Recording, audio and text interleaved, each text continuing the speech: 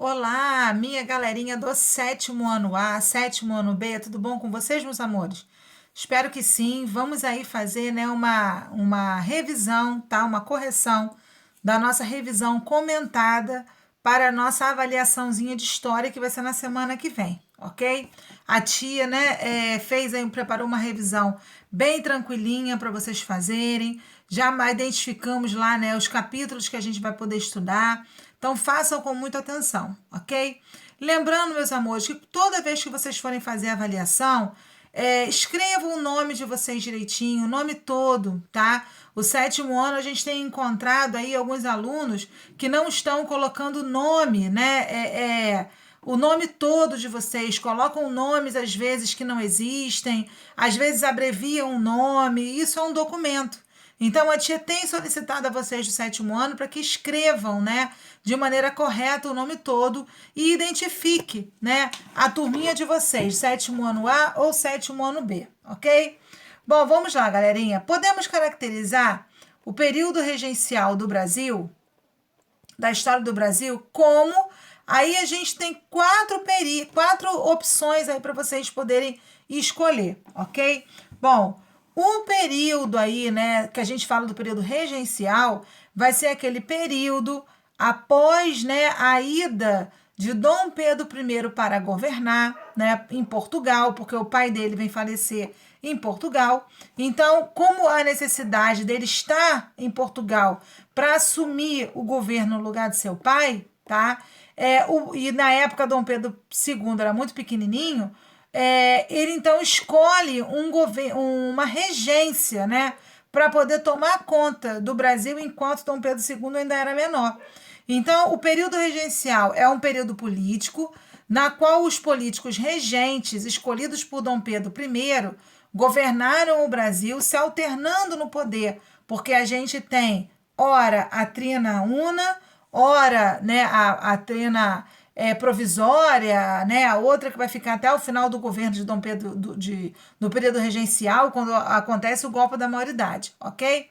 Então eles se alternavam no poder, enquanto o herdeiro do trono não tinha idade para governar, ok? Bom, questão número 2. Qual fato, né, que colocou fim ao início regencial? Qual fato iniciou e colocou fim ao período regencial do Brasil? Bom, galerinha, o período regencial ele vai ter início, tá? Quando Dom Pedro I ele parte para Portugal em 1831, tá? Para poder assumir o trono no lugar do seu pai, tá? E o período regencial ele vai terminar quando acontece em 1840, né, o golpe da maioridade, né? Ou seja, os regentes vão burlar a Constituição brasileira e vão antecipar a maioridade de Dom Pedro II, que era de 18 anos, para que agora com 15 anos, para poder assumir o cargo aí no governo, ok? Bom, questão 3, bem facinho mesmo, tranquilo. A gente já discutiu bastante aí essa questão 3, né? A tia pergunta aí o que foi o golpe da maioridade, certo? Bom, galerinha, o golpe da maioridade ele vai acontecer no dia 7 de abril de 1840, tá?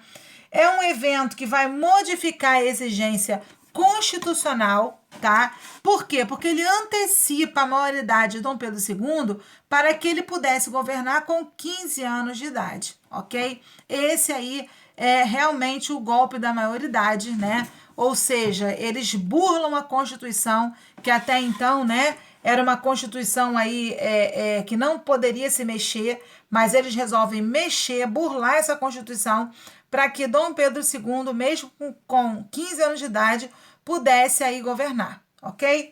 Questão número 4, galerinha, vamos lá.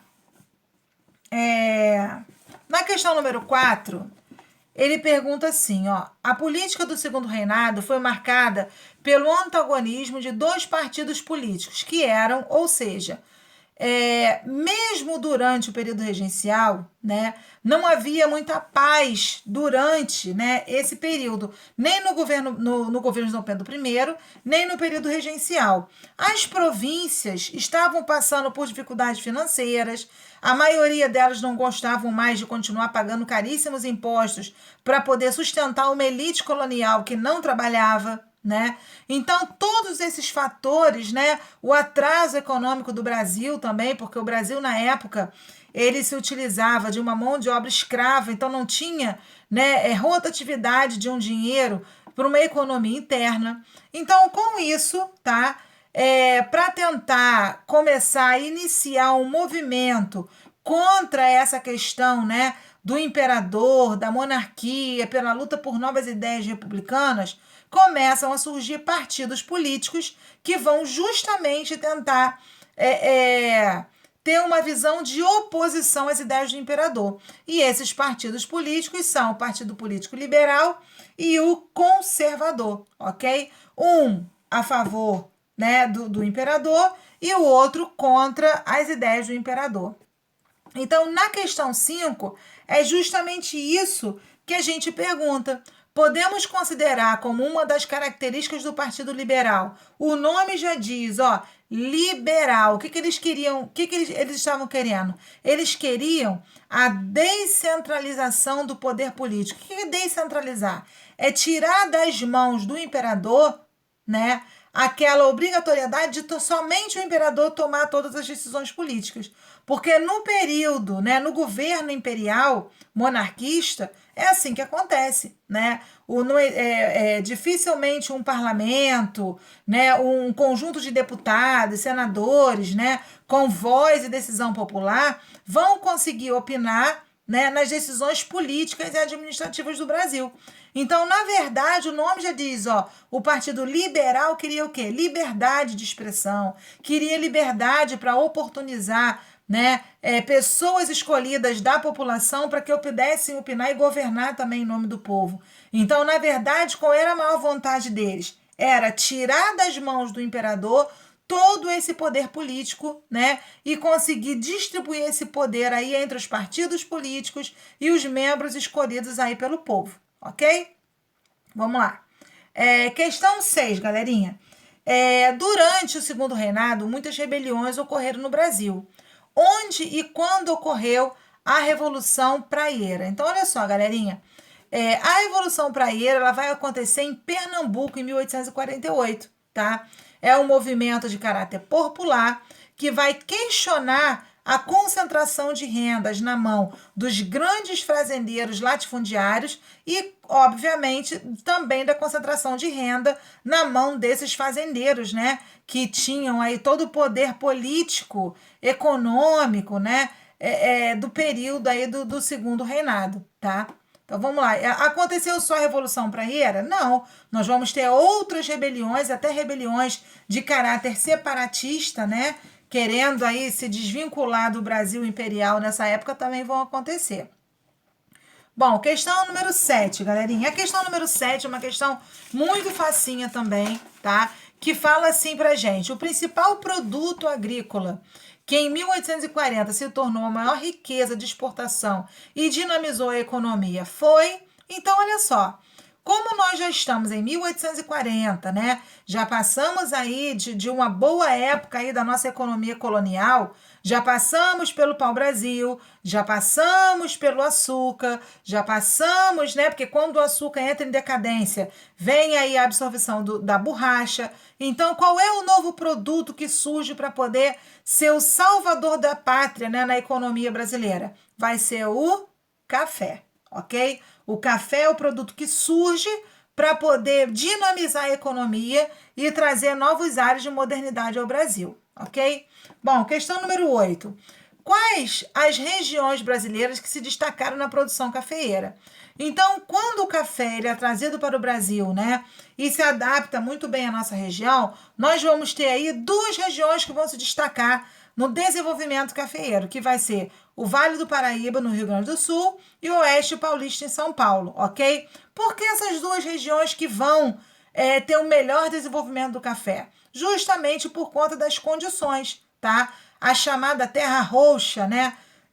Como a gente vê nos livros, era uma terra muito forte, muito fértil, muito úmida, propícia para poder fazer a plantação cafeeira. Além disso, também tinha, né, a utilização de uma grande quantidade de mão de obra no Vale do Paraíba até então. Essa mão de obra vai ser uma mão de obra escrava.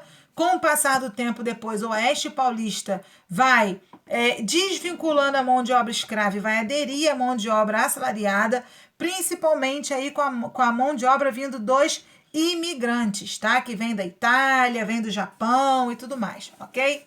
Bom, questão aí número 9. O café proporcionou ao Brasil um surto de industrialização e modernidade. Qual o nome do grande responsável por esse processo de desenvolvimento no Brasil?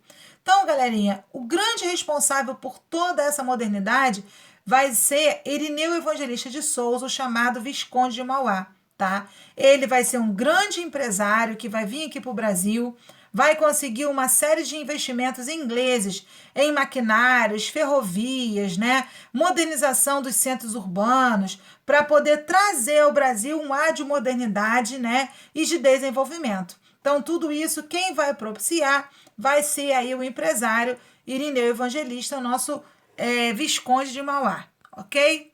Bom, questão número 10. Quais as principais características da economia brasileira durante a maior parte do século XIX? Bom, galerinha, primeiro, a nossa economia sempre foi uma economia agrícola, né? A gente teve aí, né, a princípio, com o pau-brasil, uma produção extrativista, né? Que foi a retirada do pau-brasil diretamente da natureza. Depois nós vamos ter aí o açúcar, que vai ser uma produção agrícola. Depois nós vamos ter a borracha, as drogas do sertão, que também é uma produção extrativista. E por último, a gente vai ter aí o café, né? Que também vai ser uma produção agrícola. Lembrando que nesse intermédio aí também faltou o ouro, que a tia não falou, que também foi uma produção extrativista. Mas na sua maioria, os produtos que foram produzidos no Brasil, eles tiveram caráter agrícola, tá? Exportador, porque toda a nossa economia do café e do açúcar, que era plantada em grandes latifúndios, né? Ele era voltado para a venda do mercado externo e se baseava na utilização da mão de obra escrava durante muitos anos, ok? Bom, vamos lá. Questão número 11, galerinha. Por que a região do Rio da Prata era tão importante para o Império Brasileiro? Bom, galerinha, a região do Rio da Prata, tá? Era uma região que tinha vários rios, tá? Vários rios aí que compunham aí uma bacia hidrográfica, tá? Que ligava algumas províncias, né? Como Mato Grosso, Paraná, Santa Catarina, que tinham Mato Grosso, por exemplo, a Santa Catarina ainda tem um escoamento aí para o mar, mas Mato Grosso não tinha. Então, toda a produção, né, da produção que se vinha e que se tinha da pecuária, da criação de gado, né, feito do Paraná, feito do Mato Grosso, ela era escoada através dos rios da Bacia do Prata. Então, essa região ela era importante para o Brasil justamente por isso, porque facilitava a comercialização dos navios dessas regiões ali, né? Então, durante muito tempo, foi uma região aí disputada entre os países aí, né? Do Brasil, aí da parte central do Brasil, né? Com alguns países, como a Bolívia, o Paraguai, o Uruguai e tudo mais, ok? Bom, galerinha, questão número 12. Passado aí, né, esse período de modernização no Brasil, era claro que havia uma necessidade de se construir uma mão de obra assalariada e reforçar a questão, né, de um mercado interno para o Brasil, uma vez que os escravos não recebiam salário. Então vão ser criadas várias leis abolicionistas, né, vão ser promulgadas no Brasil para tentar frear e acabar com essa questão da escravidão, né?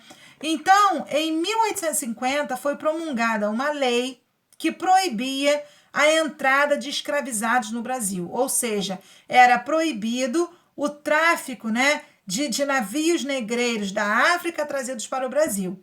E como que se chamou essa lei? Essa lei ficou conhecida como Lei Eusébio de Queiroz, que proibia o tráfico internacional de escravos. Mas essa lei foi o suficiente para acabar com a escravidão no Brasil? É lógico que não, porque muitos escravos da região, né, sul, sudeste, nordeste, eles eram vendidos e comercializados entre si. Então, na verdade, a escravidão ela não acabou, ok? Aí, em 1871, que é a questão número 13, vai ser promulgada aí uma outra lei abolicionista, tá?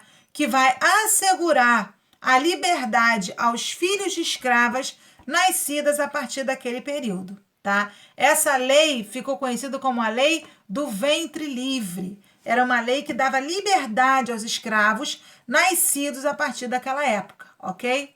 Porém, essa lei, né, até uma das nossas questões ali, ela não dá certo. Por quê? Porque as crianças muito pequenas, né, eram amamentadas pelas suas mães e permaneciam, né, sempre ali com os donos, né, da fazenda, com sua família, com a sua mãe, com o seu pai, porque qual criança que ia conseguir se sustentar sozinha?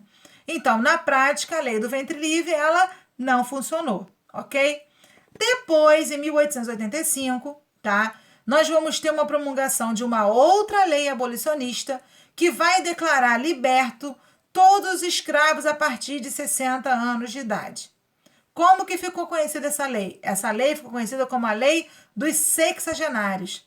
Ela deu certo, tia? Também não deu certo. Por quê? Porque a maior parte dos escravos, né, não conseguiam chegar a essa idade, né, porque eles tinham uma vida muito sofrida, se alimentavam de maneira muito errada, né, não tinham descanso, não tomavam medicamentos, não cuidavam da saúde. Então, a maioria dos escravos morriam na faixa dos 40, 50 anos, né? E os que chegavam aos 60 anos se tornavam um peso morto para o dono da fazenda, que tinha que alimentar, né, que tinha que manter aquele escravo na senzala, mesmo sem condições de trabalho, né? Então, na verdade, essa lei também não funcionou, tá? Bom, questão 15, nome da lei abolicionista assinada pela Princesa Isabel, que por fim vai estabelecer a abolição da escravidão definitiva em 1888. Essa lei foi a Lei Áurea, tá? Que por fim faz aí com que acabasse a escravidão no Brasil. A questão 16, a gente até já discutiu um pouquinho sobre ela, né? Por que a lei do ventre livre, ela na verdade, ela não vai dar certo, né?